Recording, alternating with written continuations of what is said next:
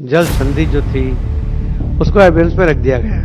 अभी उसके ऊपर कुछ भी हो नहीं रहा है, मगर पहले भी आपको बताया गया था कि कोई अच्छा होगा, देश को फायदा होगा। मैं आपको एक लाइन में इतना कह सकता हूं कि पानी कहीं नहीं जाएगा। बाकी बिलावल क्या कहते हैं वो उनका प्रश्न है, उनका अपना पॉलिटिक्स वहाँ करना है। इसके लिए वो कहते रहे कि उन्होंने तो धमकियां भी दी थी कि पानी नहीं बहेगा तो खून बहेगा, वो भी आपने सुना होगा। तो ऐसी गिदड़ धमकियों से तो हम डरते भी नहीं है। पाकिस्तान चिट्ठी लिखे, ये स्वाभाविक प्रक्रिया है। एक दूसरे को चिट्ठी लिखना, जवाब देना, ये सब चलता रहता है, मगर चिट्ठी लिखने से कोई इसके ऊपर कोई काम आगे नहीं बढ़ा है। तो कोई एविडेंस पे रखा है, उसके ऊपर कोई भी हम कुछ नहीं कर सकते। भारत और पाकिस्तान के बीच दशकों पुरानी सिंधु जल संधि अब एक नए मोड़ पर आ गई है। हाल ही में केंद्रीय जल शक्ति मंत्री CR पाटिल ने इस मुद्दे पर बड़ा बयान देते हुए पाकिस्तान को सीधा संदेश दिया है, पानी कहीं नहीं जाएगा।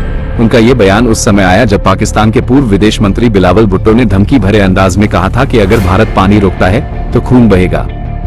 CR पाटिल ने साफ कहा कि सिंधु जल संधि को लेकर अंतिम निर्णय प्रधानमंत्री और भारत सरकार के हाथ में है। ये संधि अभी अस्थायी अवरोध में है, यानी इसे निलंबित कर दिया गया है।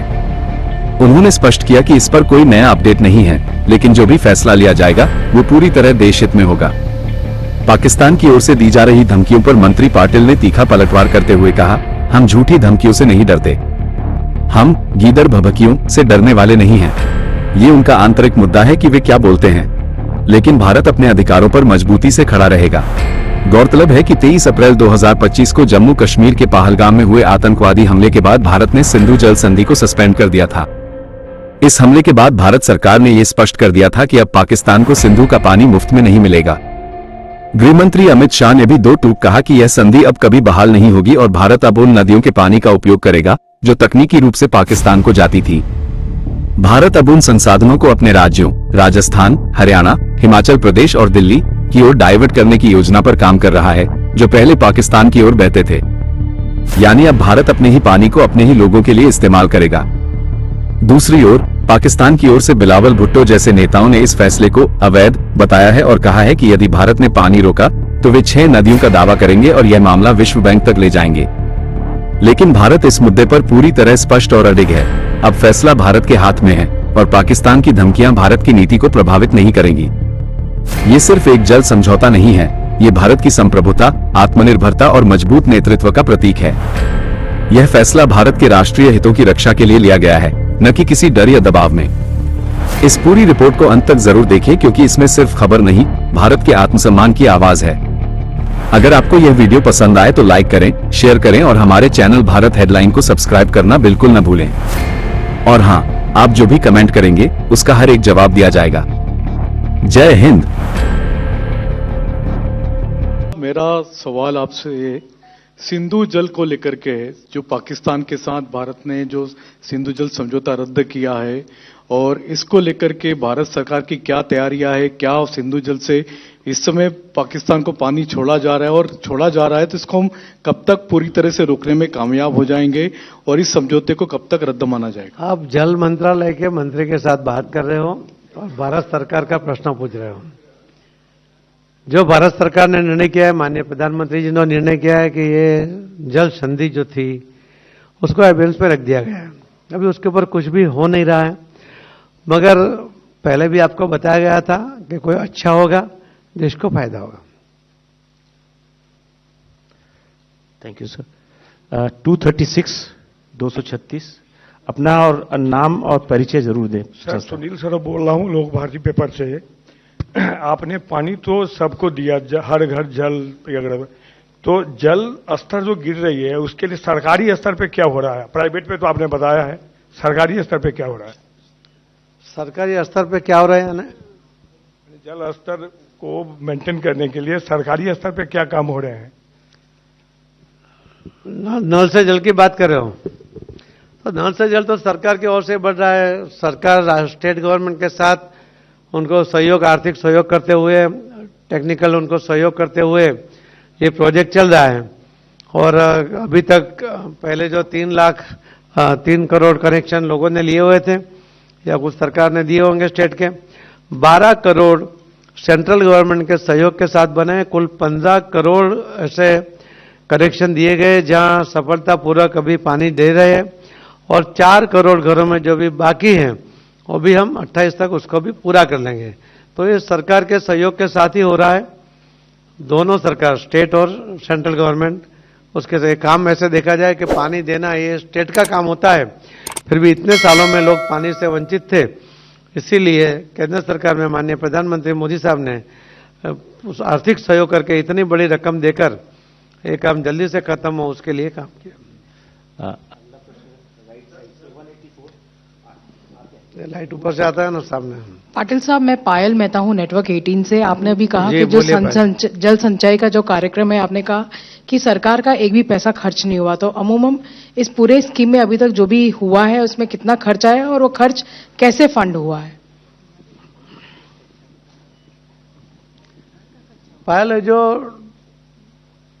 जल संचय, जन भागीदारी और जन आंदोलन की जो बात है, मैंने पहले भी कहा कि हमारे मंत्रालय से एक भी रुपया खर्च नहीं हुआ, मगर कई जगह पर कलेक्टरों ने मनरेगा में से भी कुछ लिया, मगर बहुत ज्यादा पैसा कोई न कोई एनजीओ उसने CSR फंड से दिया, किसी ने, जो पीएम साहब ने कहा था कि कर्म भूमि से मातृभूमि के लिए कुछ करना चाहिए, और सूरत के जो राजस्थान में रहने वाले व्यापारी थे उन्होंने राजस्थान में 1,60,000 स्ट्रक्चर खड़ा करने की जवाबदारी ली थी, मध्य प्रदेश में 35,000 स्ट्रक्चर, और बिहार में 10 जिले में सभी गांव में 4 स्ट्रक्चर बनाने का वो संकल्प किया था। आज 2.5 लाख से ज्यादा स्ट्रक्चर व्यापारियों ने राजस्थान में बना दिए हैं। राजस्थान तीसरे नंबर पे आ गया पूरे देश में। मध्य प्रदेश में भी आज वो पहले दूसरे नंबर पे चल रहा है, और बिहार में भी काम चल रहा है। तो हमारे मंत्रालय से रुपया नहीं गया, मगर जो लोगों का पैसा लगा है उसका टोटल हम उसको ले रहे हैं कि कितना, कहां से कितना पैसा लगा, क्योंकि ये जो स्ट्रक्चर बने हैं वो स्ट्रक्चर हमारे वेबसाइट पर डालने के लिए जो एक्सेस है वो सिर्फ कलेक्टर के पास है, इसीलिए वो वेरीफाइड रखने के लिए ही पहले से ये सिस्टम बनाई थी। और जहां पर वो बनाते हैं स्ट्रक्चर तो पहले बिफोर आफ्टर का फोटो लगता है, किसने कौन कर रहा है उसका नाम, एड्रेस, मोबाइल नंबर वो लगता है। उसके बाद वो जो स्ट्रक्चर का फोटो आता है या वीडियो आता है उसमें कितने डेप्थ में किया, कितना पैसा लगा, उसका लोकेशन के साथ वो वेबसाइट में कलेक्टर अपने अधिकारी से वेरीफाइड करके ही आता है। तो उसमें कितना खर्च हुआ है वो भी सभी कलेक्टर से वो पूछा, और हमने भी एक नियम बनाया है कि अलग अलग प्रकार के जो 11 स्ट्रक्चर है उसमें मिनिमम या मैक्सिमम कितना पैसा खर्च हो सकता है, उसके आधार पर हम उसका सर्वे भी कर रहे हैं। वो भी कुछ दिनों में पूरा लोगों ने कितना पैसा लगाया, बहुत बड़ा पैसा वो लोगों ने लगाया है, उसका फिगर आपके सामने आ जाएगा। ठीक है, अगला एक फ्लैंक से पूछेंगे, हम सबको लेंगे। राइट साइड में लास्ट 167। सर नमस्ते, मेरा नाम अखिलेश शर्मा है, एनडीटीवी से। आपने नमामि गंगे का जिक्र किया, कहा कि काम चल रहा है, पानी अभी नहाने लायक हो गया है, जल्दी ही पीने लायक भी हो जाएगा। एक प्रश्न यमुना नदी को लेकर भी है जो दिल्ली से होकर गुजरती है। ये एक बड़ी चिंता का विषय रहा है कि यमुना कब साफ होगी, क्या इसके लिए भी कोई काम किया जा रहा है? अखिलेश जी, यमुना पूरे देश की नजर उसके ऊपर है। गंगा सफाई होने के कारण भी अपेक्षा भी है। स्टेट में मुख्यमंत्री जी के साथ माननीय गृह मंत्री जी अमित भाई शाह साहब के साथ भी हमारी मीटिंग हुई है। हमारे सेक्रेटरी ने उसके लिए एक प्लान बनाया है कि कौन क्या करेगा, स्टेट क्या करेगा, हमारा मंत्रालय क्या करेगा, वो जवाबदारी भी तय हो गई है। और उसके ऊपर काम शुरू भी हो गया। आपने देखा होगा कि 48 किलोमीटर में जो जल कुंभी थी वो 45 दिन में निकालने के लिए हमने एक टारगेट लेके चले थे।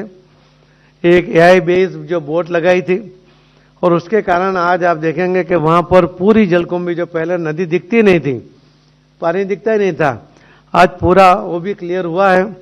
उसकी क्वालिटी में चेंज लाने के लिए उसके ऊपर भी काम हुआ है। उसके अंदर हम चाहते हैं कि पहले तबक्के में पहले उसको जो गंदगी है वो साफ किया जाए, उसके 1.5 साल के बाद पानी नहाने जैसा हो जाए, और उसके बाद 1.5 साल में वो पानी पीने जैसा हो जाए, और उसके लिए जो अलग अलग कदम उठाने हैं वो उसके ऊपर काम चल रहा है। आपको इस समय पर ही उसका रिजल्ट देखने को मिलेगा। Thank you. 11। Thank you sir. नमस्कार मंत्री जी, मैं इधर आपके ठीक सामने। लेफ्ट साइड में, हाँ। लेफ्ट साइड में कोई बात नहीं, सर, मेरा तो आंख पे लाइट आती सर है। मेरे 2 सवाल हैं आपसे। और पहले एक तो पूछो। सर, ये जो जल संधि है, सिंधु जल संधि, और जिसको लेकर आपने जवाब भी दिया, लेकिन मेरा सवाल ये है सीधा कि पाकिस्तान की ओर से कितनी चिट्ठी मंत्रालय को भेजी गई हैं और कितनी बार उन्होंने गुहार लगाई है कि इस जल संधि पर पुनर्विचार किया जाए जो निलंबित की गई है। दूसरा ये सर कि जो हिमाचल में बाढ़ आई है, बादल फटे हैं, जल विद्युत परियोजना बाधित हुई है, मजदूर वही हैं, ताजा स्टेटस क्या है? देखिए, पाकिस्तान चिट्ठी लिखे ये स्वाभाविक प्रक्रिया है। एक दूसरे को चिट्ठी लिखना, जवाब देना, ये सब चलता रहता है, मगर चिट्ठी लिखने से कोई इसके ऊपर कोई काम आगे नहीं बढ़ा है। तो कोई एविडेंस पर रखा है, उसके ऊपर कोई भी हम कुछ नहीं कर सकते, क्योंकि वो माननीय प्रधानमंत्री मोदी साहब ने वो निर्णय किया हुआ है। हरियाणा की जो बात आप कर रहे हो कि उसके अंदर कोई डैमेज हुआ है, तो उसकी इंफॉर्मेशन मेरे पास अभी नहीं है, और वो लेकर आपको दे देंगे। हिमाचल का, और हिमाचल की पूरी इंफॉर्मेशन नहीं है, और लेकर आपको जल्दी से देने की कोशिश करेंगे। 3 मैं आऊंगा एक एक करके। 3 अपना नाम और परिचय दें जरूर। सर, मैं हरिकिशन हूँ इंडियन एक्सप्रेस से। जी हरिकिशन जी। सर, पिछले महीने आपकी सरकार ने एक बड़ा कदम उठाया, अभूतपूर्व कदम। 100 टीमें गठित की जल जीवन मिशन में। जो भी राज्यों में शिकायतें मिली हैं, जो भी अनियमितताएं वहां पर हुई हैं, उस काम के जांच के लिए, इंस्पेक्शन के लिए, ग्राउंड इंस्पेक्शन के लिए टीम्स भेजी गई। तो अब 1 महीना लगभग होने को है, तो क्या आपको उनकी रिपोर्ट्स मिलना शुरू हो गया है, और क्या उसमें आपने तो रिपोर्ट्स इसके में ऊपर रुझान आया है? बहुत बड़ी स्टोरी बना ली थी आपने, पूरा उसके अंदर बहुत डिटेल में भी आप गए थे। इसके अंदर करीब 119 टीमें बनी थी डीआरडीओ की ओर से, हमारे मंत्रालय के अधिकारी और नीति आयोग के साथ मिलकर जो 119 टीम बनी थी, उसमें से 111 टीमों ने अपना सर्वे का काम खत्म कर लिया है। करीब 89 टीमों ने अपना रिपोर्ट भी सबमिट कर दिया है, और उसके ऊपर अभी काम चल रहा है। बाकी के लोगों का भी रिपोर्ट मुझे लगता है कि 30 तारीख तक आ जाने की संभावना है। करीब 92% जो टीम गई थी उनका रिपोर्ट अभी सबमिट हो गया, 8% बाकी है। हमने पहले भी लोकसभा में भी कहा था, आपको भी बताता हूं, हम जब मिले थे जब भी कहा था कि ये जो नल से जल की योजना है वो सामान्य आदमी के घर में पानी देने की बात है, और उसके अंदर कोई कॉन्ट्रैक्टर गलती करेगा या कोई भी गलती करेगा, हम किसी को बख्शेंगे नहीं। ये बात स्वयं हमने स्पष्ट कर दी थी, और उसी का परिणाम है कि टीमें बनी, चेक भी हुआ, और जहां भी पूर्तता करनी हो पूर्तता करने के लिए भी स्टेट गवर्नमेंट को भी बोला गया है कि जहां नल है, जल नहीं है, ऐसी कोई भी कंप्लेन नहीं आनी चाहिए। अगर सोर्स कम पड़ गया है तो नया सोर्स स्टेट गवर्नमेंट अपने पैसे से खर्च बनाए और उनको पानी जो किल्लत है वो पूरी करे, ऐसा भी उनको बताया गया है। और इसका पूरा रिपोर्ट आते ही आपको भी आपको पता चली जाएगा कि क्या हुआ है, अच्छा ही होगा। 279 आप पूछिए, नाम और परिचय दीजिए। पाटिल साहब नमस्कार, मैं प्रदीप कुमार हंस इंडिया से जी। जल जीवन मिशन में जमुना सफाई हो रहा है कि नहीं हो रहा है, मैं उस चीज में नहीं जा रहा हूं, मैं ये चीजों में जा रहा हूं। 11 साल तक जमुना सफाई नहीं हुई है। दिल्ली गवर्नमेंट को आपने कितना पैसा दे रहे वो भी नहीं जानना चाहता हूं, मैं सिर्फ इतना मैं जानना चाहता हूं जमुना की जो हाल है उसको कितना बेहतर किया जा सकता है। कितना बेहतर किया जा सकता है, क्या बोला? कितना ठीक किया जाए, बेहतर किया जाए। देखो, यमुना नदी की स्थिति आपको पता है, शायद सबसे प्रदूषित नदियों में ये जो इतना पार्ट है दिल्ली का, उसको गिना जा सकता है। उसके अंदर जो 2 नाले आते हैं उसका फोर्स आप देखोगे पानी का, वो गंदा पानी का नहीं बोल सकते उसको, गंदा पानी का, कि उसको भी वहां ट्रीट करने के लिए भी नहीं रोका जा सकता। उसके अंदर करीब 102 से ज्यादा छोटे छोटे नाले आ रहे हैं उसके ऊपर एसटीपी बना के वो ट्रीट करके ही पानी जब वो बड़े 2 नालों पे छोड़ेंगे तो ही वो उसका काम होगा। इस नदी के अंदर लोगों ने बहुत सा कचरा डंप किया है, कोई बिल्डिंग टूटी उसका भी कचरा डंप कर दिया है, प्लास्टिक है, वो सब निकालने के लिए और पूरी योजना बनी है। हम आपको इतना जो मैंने अभी भी कहा कि पहले वो स्वच्छ दिखने लगे, फिर वो नहाने जैसा पानी हो जाए और पीने जैसा हो जाए, उसका टाइम पीरियड भी आपको बताया है। तो बेहतर नहीं, अति बेहतर हो जाएगा और ये टाइम के साथ हो जाएगा, इतना मैं आपको कह सकता हूं। 137